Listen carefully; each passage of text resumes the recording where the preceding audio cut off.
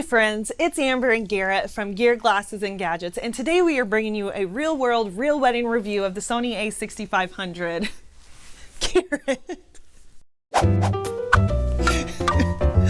That was a good take. That's it. Let's move on.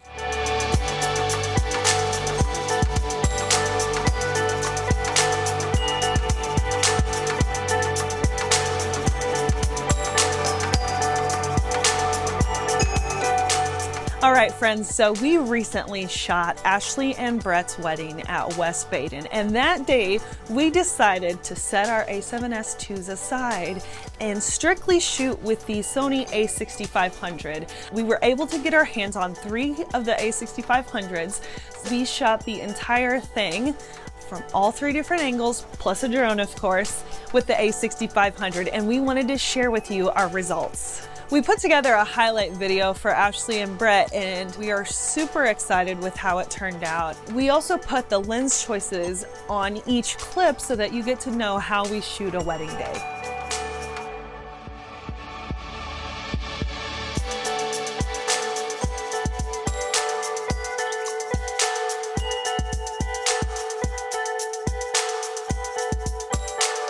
I did want to talk about one thing really quick. Yes, we did set our A7S IIs aside for the day, but that does not mean we left them at home.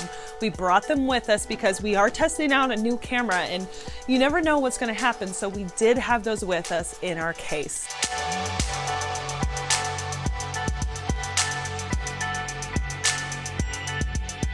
The first thing that everyone wants to know about this camera is it going to overheat?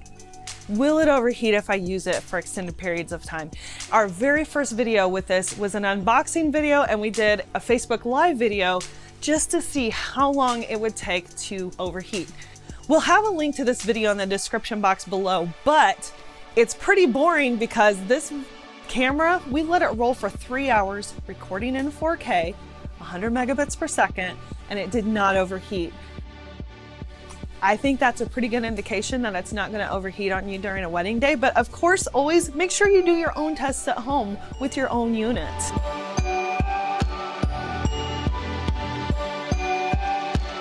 On a wedding day, now we usually don't record for 3 hours straight, of course. The longest bits that we're recording are going to be your ceremony and toast, and we did not have a problem at either of those events.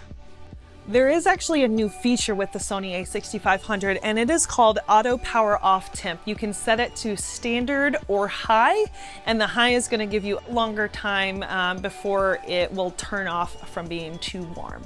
Now, we haven't had to use that feature, but if we were doing a long extended shoot of possibly an interview or a ceremony I know was gonna be long, I would probably turn it on high at that point. That way I am 100% sure I'm gonna get the shot. So we all know that this camera has crazy good autofocusing for fast photography. We know that it'll have basically an unlimited buffer. You can shoot for hundreds of photos, and that's fine, but I really want it for video. And what had me excited was the fact that I was able to touch on the screen and get what I want in focus. Normally on a wedding day, I never ever use autofocus, except on my 6300, which I use on a gimbal with a really wide angle lens for like the entrances at the reception and things like that. But I never use autofocus for any other part of the day because I've never been able to really trust it. Well, on their wedding day, I thought I would try something totally new and different since I was using a totally new and different camera. So for almost the entire day, I went full on autofocus to see how it would perform. I've been used to using the A7S Mark II, and as you all know, that's contrast detection for autofocusing, whereas the 6500 is phase detection, and it has like what, 1 million focus points? And I got really excited when I started using the 6500 for groom prep, and it was nailing all of the things that I wanted to get in focus.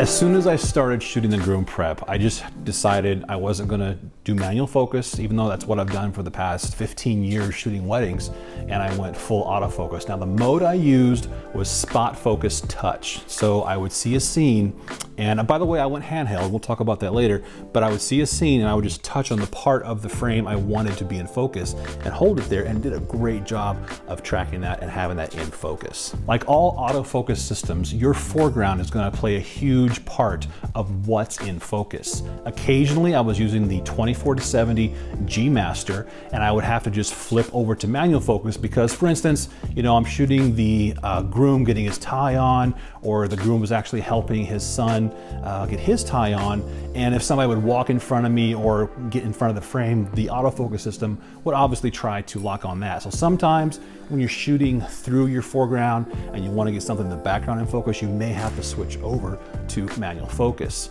A couple times I went full manual focus. I did a couple slider shots of the dress, and I had a lot of foreground, so I really wanted to make sure it never didn't jump from the dress to the foreground. I wanted to control that manually and get a nice rack focus. Something I discovered as a very unexpected surprise is while I was using the 6500 with the G Master 70-200, somebody off in the background, I had a really nice shot locked down, and then I think somebody put their phone out in front of me, or I forget the exact situation, but of course the autofocus said, whoa, what's this? I'm gonna focus on what's right in front of me. So just out of habit, instead of clicking the AF/MF button on my lens, out of habit, I reached up and I grabbed the lens focus wheel and turned it, and it actually overrid the autofocus on the camera, so I was able to get that shot quickly, and then the camera could figure out what I wanted in focus. So that was kind of a cool, unexpected surprise that I wasn't expecting. It was a very unexpected expecting. Yes. For the wedding ceremony processional, I never ever go autofocus. It's just, I cannot trust autofocus. It's in my mind that it'll mess me up. For this one, I bit the bullet, I put it on autofocus and tracked people walking down the aisle. And this was a pretty huge feat for the camera because I know the video may look like it was well lit, but that day it was very cloudy outside and there was almost no light coming in through the natural windows. So I was really kind of worried. So right before we started the ceremony, I went up front, set everything up on my monopod, and I had Amber walk towards me several times just to kind of ease my mind, like, hey, this is actually going to work and hopefully it's not going to mess up the best shot ever as the bride walks down the aisle. So I'm happy to say that as long as I kept my little focus area on top of the face I wanted to track, it did a marvelous job. Now I chose not to use face tracking at that point because there's a lot of faces, and I know you can register the faces in the menu. I didn't have time to do that, so I didn't want it to accidentally jump from one face to another. I wanted to make sure it was the bride's face or it was the bridesmaid's face. So I left it on just the spot touch mode and kept that little box right on her face, and I think it did a really good job.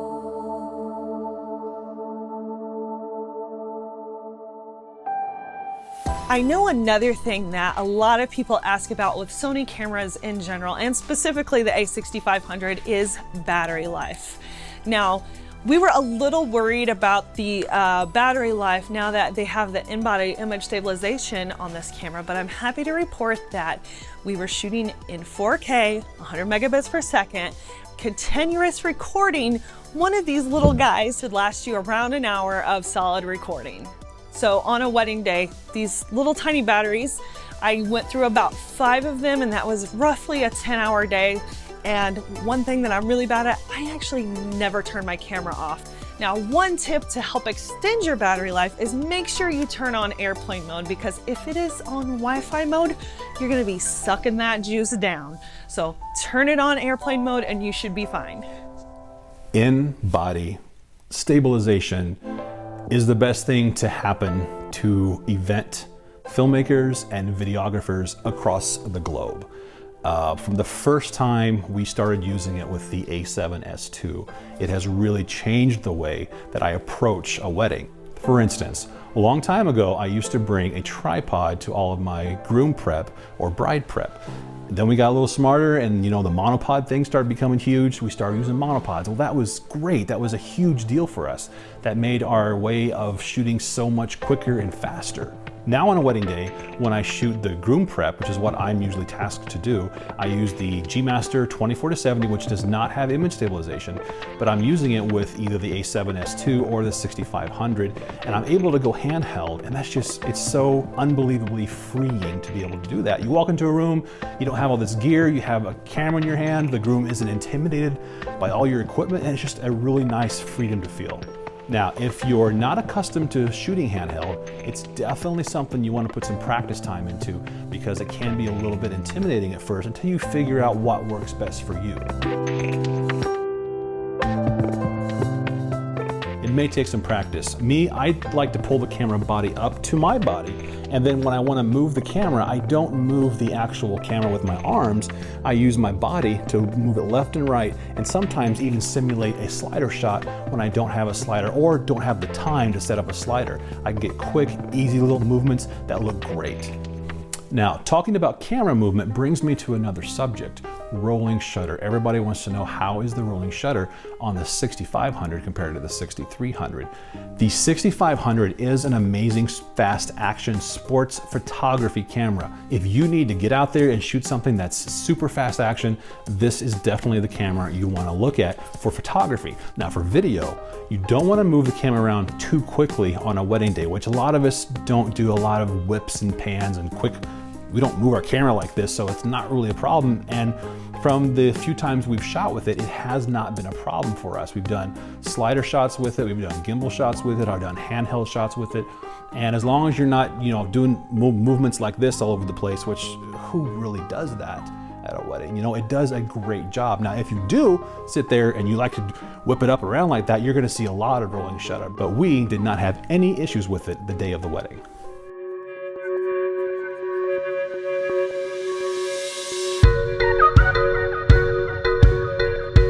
One cool feature that they have added to the Sony a6500 is S&Q, or slow and quick mode. This gives you the option to choose from a range from 1 frame per second to 120 frames per second in camera. So essentially you get either super slow motion or a time lapse in camera, so you don't have to adjust it in your editing software. That could be really cool for a wedding day time lapse of clouds or whatever you want, or the room being flipped. It also is really cool for vloggers too. On the wedding day, it was actually snowing a little bit, so Garrett was able to capture some of the snow in super slow motion, which is pretty cool. And then on the way home from West Baden, Garrett stopped along the side of the road and did a really cool time lapse of the clouds using the slow and quick function. Now, the low light capabilities for me to compare is kind of rough, because I'm used to using the Sony a7S Mark II, which we all know is the king of low light cameras. So comparing it with this, I'm happy to say this actually stands up pretty good. I mean, yes, the a7S Mark II does do a better job in low light, but it's also almost 3 times the price of this guy. Now, for the most part, I didn't go above 10,000 ISO. I think on this one shot here, I did crank it up to 20,000 ISO and used a little bit of noise reduction in our post-editing, just so I could make sure and get the shot, because the reception hall was actually really dark. But for the most part, I never had to even touch 10,000 ISO. So I was really happy with the low light performance that it gave us. There are a few differences to the outside of the a6500 in comparison to the 6300. One thing is that the coating is a little bit different, and then the battery grip area is beefier. I really like the fact that it's bigger because it's a little bit easier to hold on to. There's also an extra custom button on the outside of the body to help you quickly access some of those features that you want to get to quickly.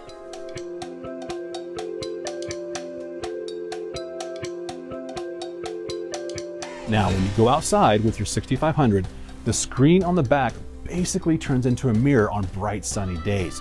Really hard to see. However, what I like to do is I've reprogrammed one of these buttons here on top to manually switch from my screen to my OLED viewfinder inside. It's great to switch it over to my internal viewfinder, pull it up to my eye, and it gives me a great picture shaded from the sun. A lot of people on our YouTube channel and also on Facebook have been messaging me and asking, Garrett, is it really worth the money if I already have a 6300 to upgrade to the 6500, or if I'm trying to decide between the 63 and the 65, what should I do? Well, to answer the latter question, if your budget allows, definitely go for the 6500. Should you sell your 63 and go for the 65? Personally, we did, and there's three major reasons why. The three main reasons we switched over from the 63 to the 65 is, first, the biggest one is the in-body image stabilization. If you've never shot on a camera that has that built in, it is just a godsend. It is such a nice feature to have. It's the king of all features as far as I'm concerned. When you're shooting video and also photography, you're gonna get sharper pictures, be able to gain a stop of light. It enables you not only to get smoother shots for video and sharper shots for photography, but you can also use any lens you can attach to the camera and have that image stabilization, and that is huge. Secondly, I love the fact that they made the grip a little bigger. I have these huge man hands, and to be quite honest, the 6300 kind of disappeared when I held it because it was so small. With this one, I'm able to wrap my fingers around the grip a little more and hold on to it, and it just feels better in my hand. The third feature that I really enjoy using, and I'm so appreciative of Sony adding it to the 6500, is the additional custom button. The 6300 had custom buttons, but they've added one more on the 65. This is a great option for when you have a function or a feature or a setting you want to get to quickly. You can program almost anything in the camera onto one of these buttons, and it just helps save you time on a wedding day or in a situation where you have to get to that setting quickly.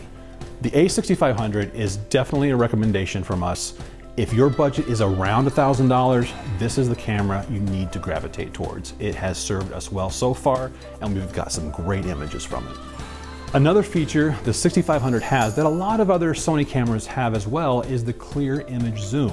Now, if you haven't heard of that, it's a really cool thing they built into it that lets you go from 0 to 2 times zoom digitally in the camera. Now, I don't want to compare it to, the digital zoom of old where it looks like crud once you get up to 2 times zoom. But going up to 2 times, it's going to be almost indistinguishable from the actual image. When I'm in a situation where, let's say like the ceremony, when I'm shooting back into the crowd, maybe dad's crying, mom's crying, grandma, grandpa are looking super sweet, and my 200mm just isn't getting me quite as close as I want to, the clear image zoom is programmed on one of my custom buttons. I punch that and I'm able to get 2 times, so basically 400mm, get that real tight close shot of those intimate moments to get that little tear coming down. That's the money shot. Anyways, it's a great feature. If you haven't heard about it, look it up. It is just sometimes nice to get a little tighter.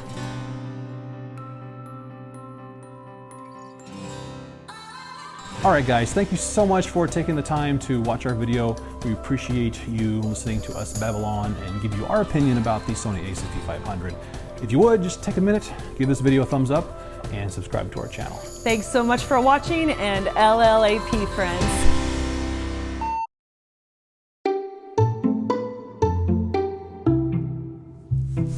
Excuse you.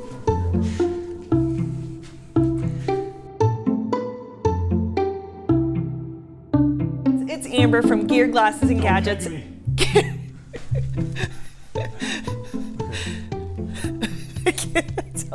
I can't.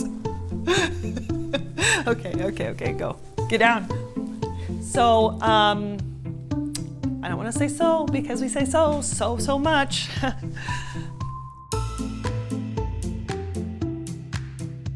I'll just say it differently. Yeah, just say one until I start. Just one. Excuse me. Expecting. I said expecting too much. It was a very unexpected expecting. Yes. Okay, that's what I want to say, but it needs to sound sane. All right, so where was I?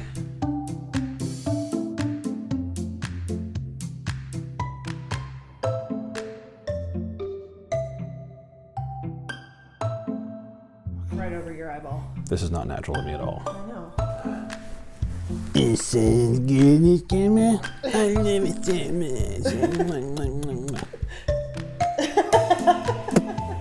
Did that sound good? Yeah.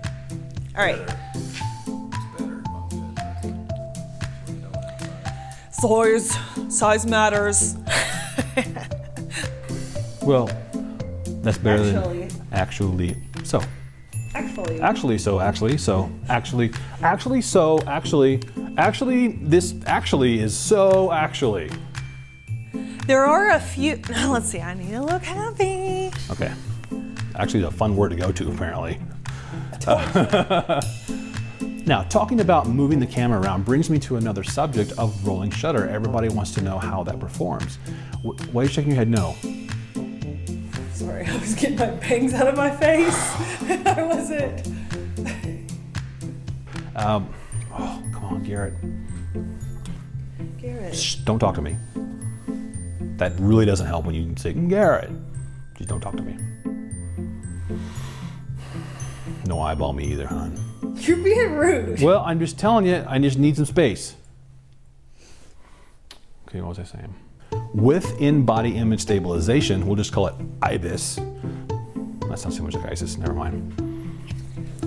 Listen here.